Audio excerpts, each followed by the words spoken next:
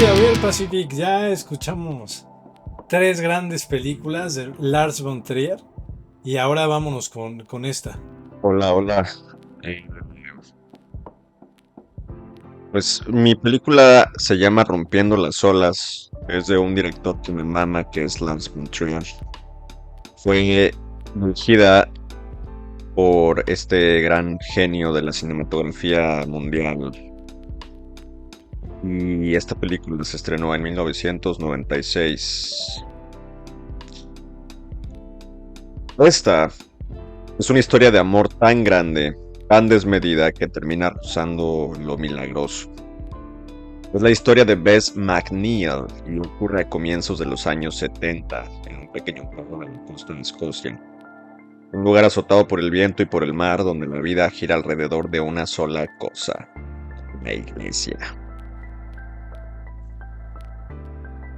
Pero esta iglesia no es una iglesia cualquiera. Es una comunidad calvinista. O sea que son calvos y van a misa. Ah, no es cierto. O sea, es que, perdón, la verdad es que estoy un poco cansado y no estoy pensando muy bien lo que estoy diciendo. Perdón si digo muchas pendejadas. Pero bueno, se entendió el chiste, ¿no? Estos güeyes son muy puritanos, son muy extremistas, muy fanáticos. Y esta comunidad calvinista está gobernada por un consejo de ancianos. Todos son hombres. Allí las mujeres no tienen voz, no pueden hablar durante el culto, no pueden opinar, no pueden participar en ciertas ceremonias, ni siquiera pueden asistir a los funerales, o sea, está chingada. Y hay un detalle de la película que nos muestra desde el principio casi como un símbolo de todo lo demás. El campanario de la iglesia está vacío, no tiene campanas. Los ancianos las quitaron hace años porque las consideraban una frivolidad, un adorno innecesario para adorar a Dios. Y me gustaría que guardaran este detalle en la memoria porque va a ser bastante importante al final. No es casualidad que está en el overlay. Damas y caballeros. En ese mundo cerrado, severo y silencioso vive Bess, una joven dulce, frágil, de una inocencia pues prácticamente infantil y una fe absoluta. Todos en el pueblo saben que Bess no está del todo bien. Tiempo atrás, cuando murió su hermano, sufrió una crisis nerviosa tan fuerte que tuvo que ser hospitalizada. Desde entonces la cuidan dos mujeres, su madre, dura y temerosa del qué dirán, y sobre todo Dodo, la viuda de su hermano, una enfermera forastera que decidió quedarse a vivir en el pueblo solo para acompañarla y protegerla. Dodo, sí, se llama como animal que sale en la del Hielo 1. Dodo es quizás la única persona que ve a Bess con ojos verdaderamente humanos. Qué culero llamarse Dodo, ¿no? Esto es un animal que se extinguió hace un chingo. Pero bueno. Un último apunte antes de seguir. El director Lars von Trier cuenta esta historia de vida en capítulos como si fuera una novela. Padre, eso está muy interesante. Es algo común en él, relativamente. Cada capítulo se abre con la imagen de un paisaje de la costa escocesa, quieto como una pintura, acompañado por una canción de los años 70. Yo, acorde y fiel a ese espíritu de von Trier, también les voy a contar la historia por partes como si fueran capítulos, así que acompáñenme. Primera parte, la boda. Me pregunto cuántas de las personas que nos están escuchando se han casado. Yo no me he casado, pero apuesto a que después de esta película no van a querer casarse. No es cierto, no, espérense, no saquen conclusiones sin antes conocer lo que pasa. La película comienza con una escena que lo dice todo.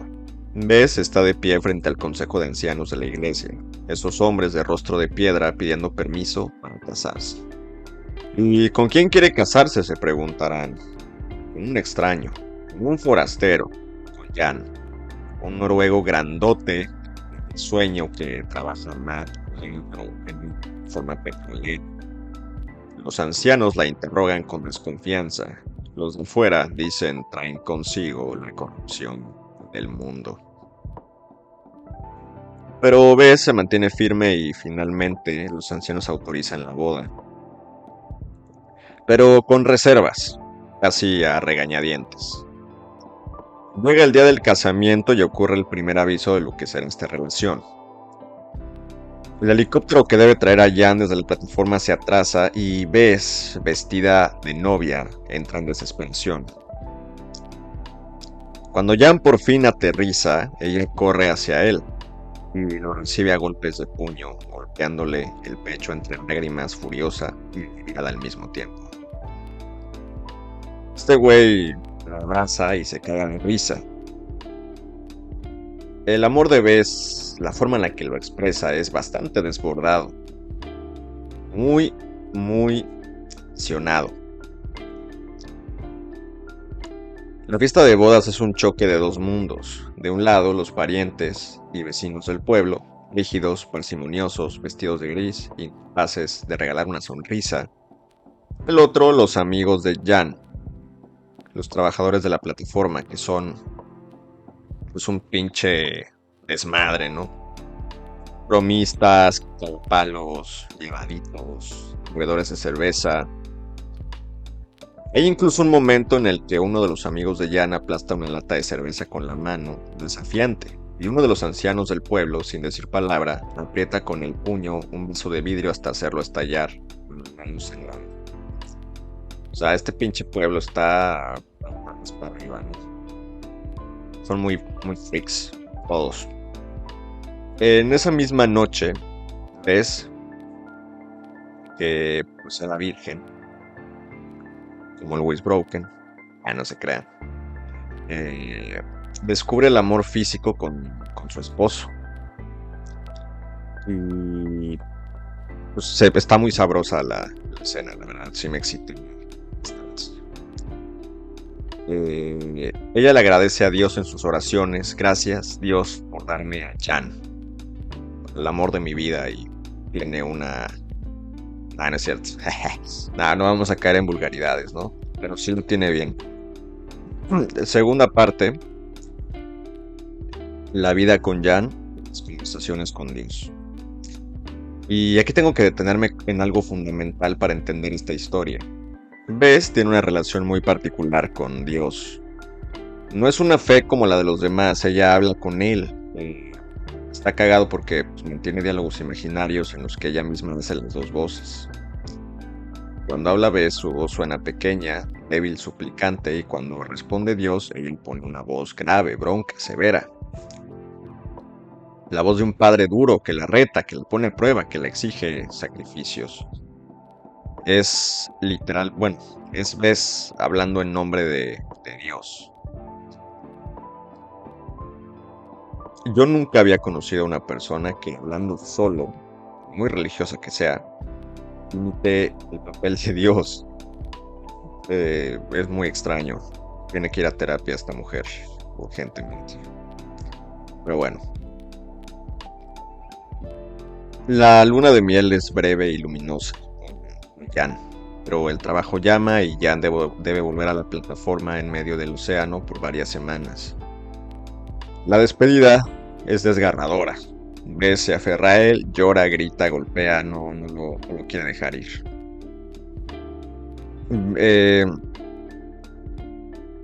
Hay que arrancarla literalmente de sus brazos, y cuando el helicóptero se aleja sobre el mar, Bess queda sumida en una espera ansiosa, insoportable. Cuenta los días en un calendario. Va a la cabina telefónica del pueblo a esperar sus llamadas y cuando escucha la voz de Jan a la distancia, se le ilumina la cara como una niña.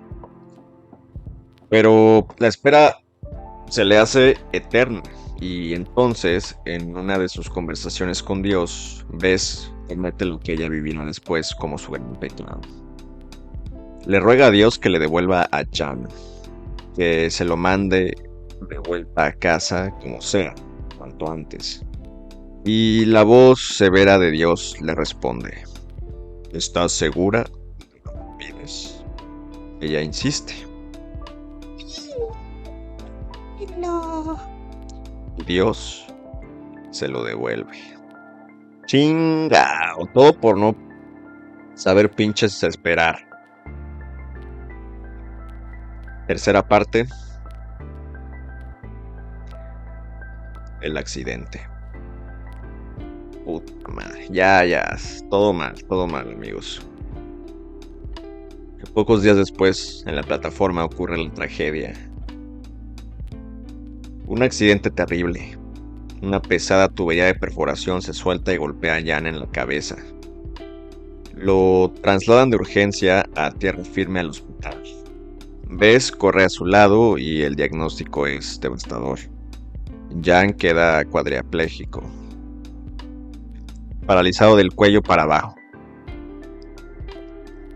Está vivo pero postrado en una cama sin poder mover el cuerpo y con la vida pendiendo de un hilo entre pensiones y heridas. Y Bess en su cabeza saca una conclusión terrible. Esto es culpa suya.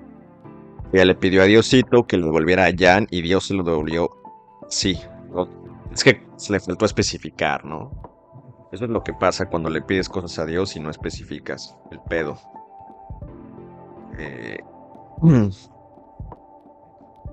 Su plegaria causó el accidente. Esa culpa la va a acompañar hasta el final.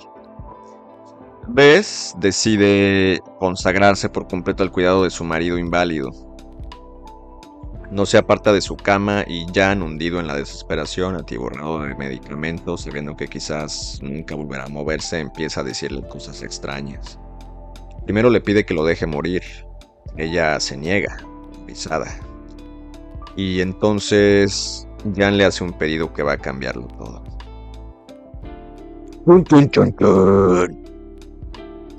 Cuarta parte, el pedido. Jan teme que nunca más podrán tener intimidad y le dice, ves algo impensable. Le pide que tenga relaciones con otros hombres y que después venga y se lo cuente con todos los detalles. Cuéntamelo, le dice. Y será como si estuviéramos juntos tú y yo. Eso me mantendrá vivo. Perdón. Eso me mantendrá con vida. Es que tiene una voz peculiar el actor que es Skarsgård. Y pues ¿por qué lo pide? ¿Por qué pide esto? Se preguntarán. Bueno, pues la película lo deja bastante ambiguo y pues yo se los planteo a ustedes tal cual. Lo hace para recrear, a través de los relatos de ella, el amor que ella no puede vivir en su propio cuerpo. Quizá lo hace por algo más generoso y más triste. Para empujar a Bess a tener una vida para que no se marchite a los pies de su cama como una viuda en vida. O quizás es simplemente el delirio de un hombre destrozado y drogado por los calmantes. La verdad es que nunca lo sabremos del todo y eso es algo bastante interesante que me encanta, la ambigüedad de las películas, en las narrativas, ¿no?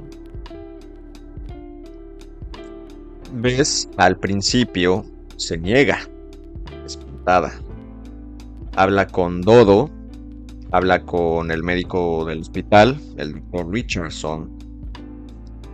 Él le tiene un cariño sincero y le advierte que el pedido de Jan es producto de la enfermedad y de los fármacos.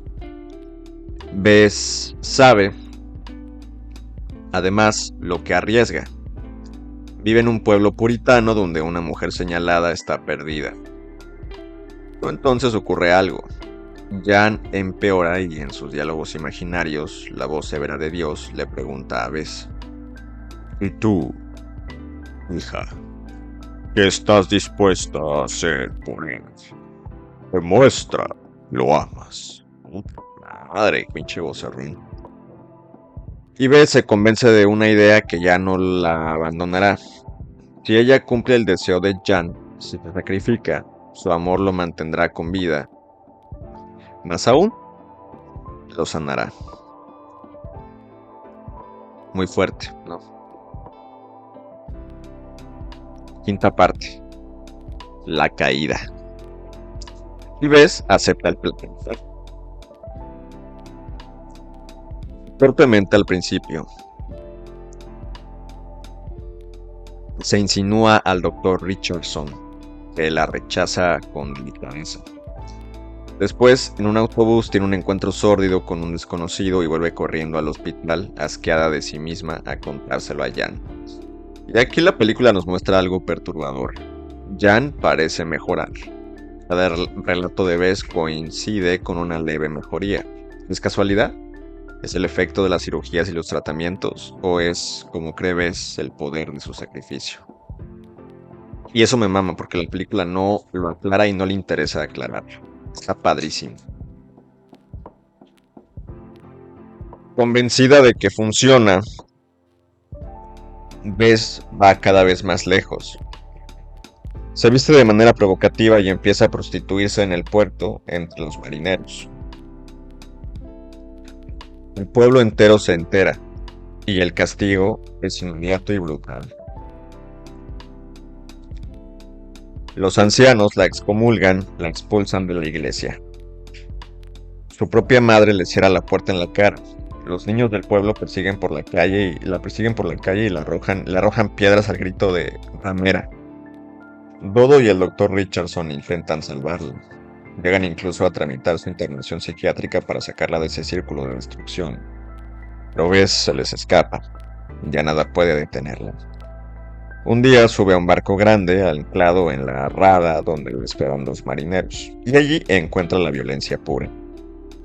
Los hombres quieren someterla a un sexo brutal, la atacan con un cuchillo y Bess apenas logra escapar, herida y aterrorizada. El propio botero que la lleva le advierte: a ese barco no vuelves nunca. De ahí las chicas no salen enteras. Y justo entonces la noticia más temida: Jan empeora gravemente. Los médicos dicen que se muere, que ya no hay nada más que hacer. Le piden a Bess que firme la autorización para una última operación desesperada. Sexta parte: el sacrificio. Bess entiende, en su lógica de fe absoluta, lo que tiene que hacer. Si las entregas pequeñas producían mejorías pequeñas, para salvar a Jan de la muerte hace falta el sacrificio total. Y entonces, sabiendo perfectamente a lo que va, regresa al puerto y le pide al botero que le lleve otra vez a aquel barco. Al barco del que había escapado. Al barco de los hombres del cuchillo. Es una de las escenas más dolorosas de toda la historia del cine. Hace falta describirla. Los marineros la torturan y la destrozan. Una escena muy, muy fuerte, muy culera. Bess regresa a tierra agonizante y muere en el hospital poco después, con Dodo Richardson a su lado. Sus últimas palabras son de duda y parten el alma. Teme haberse equivocado, pregunta por Jan. Le dicen que está igual y ella murmura apagándose. Entonces, todo fue en vano. muy triste, güey. Pero está cagado porque pues no fue en vano. Contra todo pronóstico médico, contra toda lógica, Jan comienza a recuperarse. La operación imposible sale bien. Vuelve a moverse, vuelve a caminar, primero con muletas, pero vivo. El milagro, si quieren llamarlo así, ocurrió.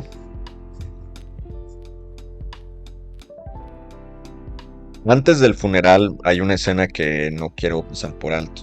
Bueno, séptima parte, el juicio de los hombres.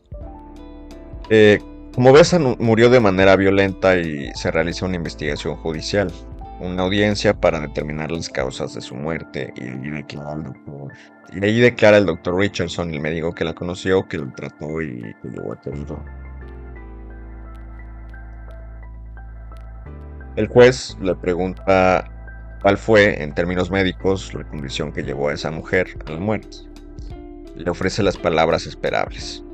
Era neurótica, era psicótica, y el doctor Richardson duda. Piensa en un largo rato y responde algo que deja la sala en silencio. Dice, más o menos esto: si en lugar de escribir neurótica o psicótica en el informe me pidieran una sola palabra para describir su estado, yo escribiría que Bess era simplemente buena. Su enfermedad era la bondad. El juez, incómodo, le pregunta si de verdad quiere que en un documento oficial figure que la causa de la muerte fue la bondad. Y el médico, ante el peso de la burocracia, se retracta y acepta los términos clínicos de siempre. Pero la palabra ya quedó flotando en el aire y esa es la palabra que define a Bess. Una buena persona. Ni loca, ni pecadora. Una buena persona. Durante esa audiencia, Jan, todavía convaleciente y sostenido por sus muletas, escucha cómo la justicia y la ciencia reducen a su esposa a un diagnóstico y comprende que el pueblo hará algo peor todavía, condenarla también después de muerte. Y vamos con la última parte, las campanas del cielo, el final. Queda el funeral, y el funeral de Bess es la última crueldad del pueblo. Los ancianos la entierran como a una pecadora, de pie junto a la fosa. El pastor pronuncia la condena en voz alta y anuncia que su destino es el infierno. En una palabra de piedad para la mujer que dio la vida por amor. Pero atención porque aquí viene el desquite. Lo que los ancianos no saben es que dentro de ese cajón no está el cuerpo de Bess. Está lleno de bolsas de arena, puesto que Jan y sus compañeros de la plataforma de petróleo lo cambiaron en secreto. Robaron el cuerpo de la morgue porque no iban a permitir que esos hombres condenaran una vez, ni siquiera muerte. Ni siquiera muerte. Se la llevan mar adentro a la plataforma y en mitad de la noche le dan el funeral que merecía. Deslizan su cuerpo a las aguas del Mar del Norte, ese mar que rodeó toda su vida. Y entonces llega la escena final más famosa de la película. El amanecer, la escena más famosa de la película. Al amanecer, en la plataforma suena una alarma en el radar.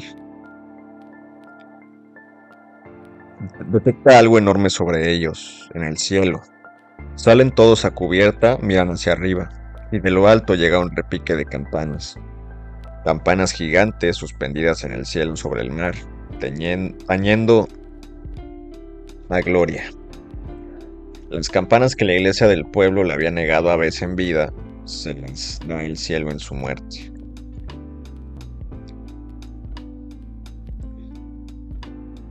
Y bueno, ahí termina la película. Es una gran película. Lars von Trier está loco. Grandes actuaciones.